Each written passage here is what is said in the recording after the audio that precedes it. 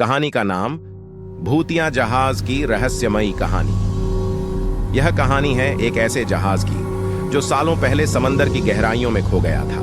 कहते हैं कि वह जहाज अब भी दिखता है, लेकिन उसमें सवार कोई इंसान नहीं होता, सिर्फ सन्नाटा और रहस्य। कुछ नाविक समंदर में घूमने जा रहे थे। बुजुर्ग मछुआरा डर भरी आवाज में बोला, सुनो बेटा, उस रास्ते पर मत जाना।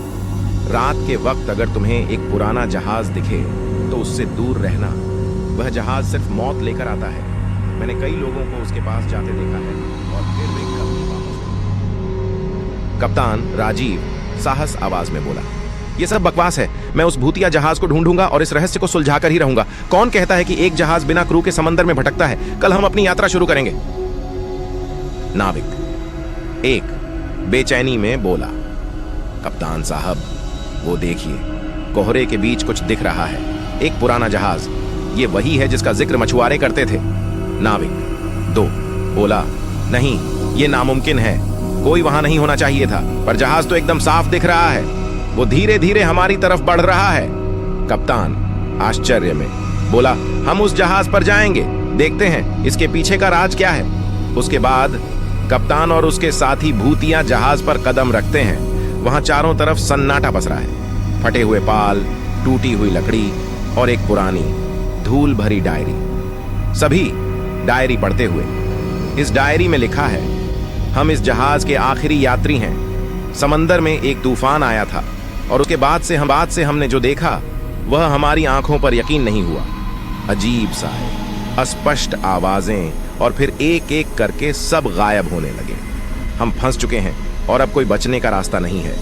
अगर कोई यह डायरी पढ़ रहा है तो जल्द से जल्द यहां से भागो। नाविक एक घबराकर बोला, कप्तान, ये जगह ठीक नहीं लग रही। मैं कुछ आवाजें सुन रहा हूं। कोई है, कोई हमारे आसपास घूम रहा है। कप्तान सख्त होकर बोला, शांत रहो, यह सिर्फ तुम्हारा वहम है। हम इस जहाज को जांचने आए हैं और बिना सबूत लिए नहीं जाएंगे। उसके बाद अचानक जहाज में अजीब सी हलचल शुरू हो जाती है। अदृश्य ताकतें नाविकों को इधर उधर धकेलने लगती हैं। हवा में सिसकियां सुनाई देने लगती हैं। नाविक दो चीखते हुए बोला, कप्तान, ये भूतिया जहाज है, हमें तुरंत यहां से निकलना होगा।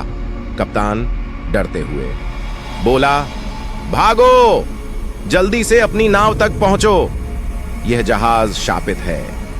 उसके बाद कप्तान और उसके साथी किसी तरह अपनी जान बचाकर उस जहाज से भागते हैं। उनके सामने रहस्य और खौफ की परतें खुल चुकी थीं।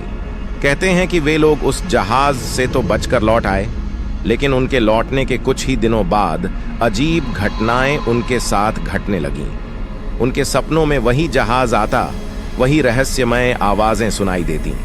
कोई भी उस भूतिया जहाज की सच्चाई को पूरी तरह समझ नहीं पाया और वह जहाज आज भी समुद्र की लहरों में भटक रहा है, अपने अगले शिकार की तलाश में। कहानी समाप्त।